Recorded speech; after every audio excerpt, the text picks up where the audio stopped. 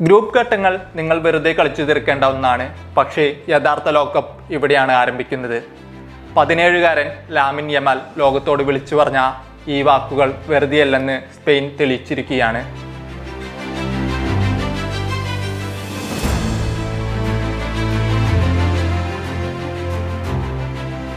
'2010 ലോക കിരീടം ചൂടിയതിനു ശേഷം നോക്കൌട്ട് ഘട്ടത്തിൽ ഒരു വിജയം പോലുമില്ലെന്ന ചീത്തപ്പേര് മാറ്റിവെച്ച് ഓസ്ട്രിയയെ എതിരില്ലാത്ത 3 ഗോളുകൾക്ക് തകർത്ത് സ്പാനിഷ് പട അവസാന 16-ൽ ഇടം പിടിച്ചിരിക്കുന്നു.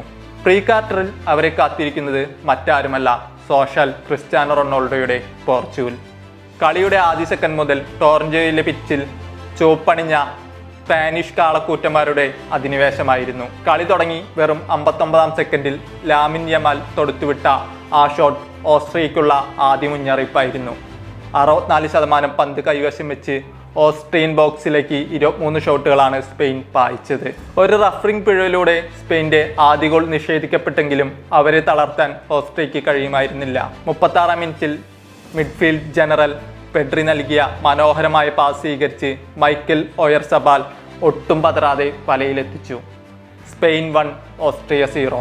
എന്നാൽ ഈ മത്സരത്തിൽ സ്പെയിനിന് മുന്നേറാൻ വെറുമൊരു ആക്രമണം മാത്രമല്ല, പ്രതിരോധ കോട്ടയും ഉണ്ടായിരുന്നു. പൗ കുർബാസിയും ഐമറിക് ലാപ്പോർഡും ചേർന്ന സെന്റർ ബാക്ക് സഖ്യം ഓസ്ട്രിയൻ സ്ട്രൈക്കർമാരുടെ ഉറക്കം കെടുത്തി. മത്സരത്തിനിടയിൽ ഓസ്ട്രിയയ്ക്ക് സമനില പിടിക്കാൻ സുവർണാവസരം ലഭിച്ചെങ്കിലും പകരക്കാരൻ സാസ കാലിച്ചിന്റെ ഹെഡർ ബാറിന് മുകളിലൂടെ പറന്നു.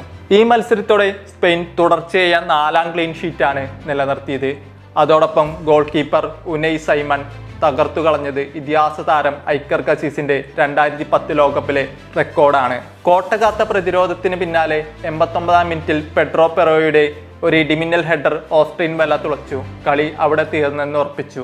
എന്നാൽ കളി തീരാൻ നിമിഷങ്ങൾ ബാക്കി നിൽക്കെ ടോറന്റോ സാക്ഷ്യം വഹിച്ചത് സ്പെയിനിന്റെ വിഖ്യാതമായ ടിക്കി ടാക്ക ഫുട്ബോളിന്റെ പുനർജന്മമായിരുന്നു. ഗോൾ കീപ്പർ ഉനൈ സൈമണിൽ നിന്ന് തുടങ്ങി ഒരു സ്പാനിഷ് പെയിന്റിംഗ് പോലെ സുഗമമായ 1 ടച്ച് പാസുകളിലൂടെ പന്ത് ഓസ്ട്രിയൻ ബോക്സിലേക്ക് എത്തി.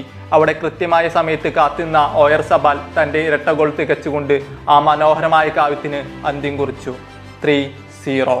കോച്ച് ലൂയി ഡി ലാഫ്യൂണ്ടെ പിന്നീട് ഈ മത്സരത്തെ വിശേഷിപ്പിച്ചത് ഏതാണ്ട് പൂർണ്ണതയുള്ള ഒന്ന് എന്നാണ്. അതെ, ആ പഴയ പ്രതാപത്തിലേക്ക് സ്പെയിൻ പൂർണ്ണമായി തിരിച്ചെത്തിയിരിക്കുന്നു. ഗ്രൂപ്പ് ഘട്ടത്തിലെ സംശയങ്ങൾക്കെല്ലാം സ്പെയിൻ മറുപടി നൽകി കഴിഞ്ഞു. വലിയ ടീമുകൾ ആവശ്യമുള്ളപ്പോൾ ഫോമിലേക്ക് ഉയരുമെന്ന് സ്പാനിഷ് പട തെളിയിച്ചു.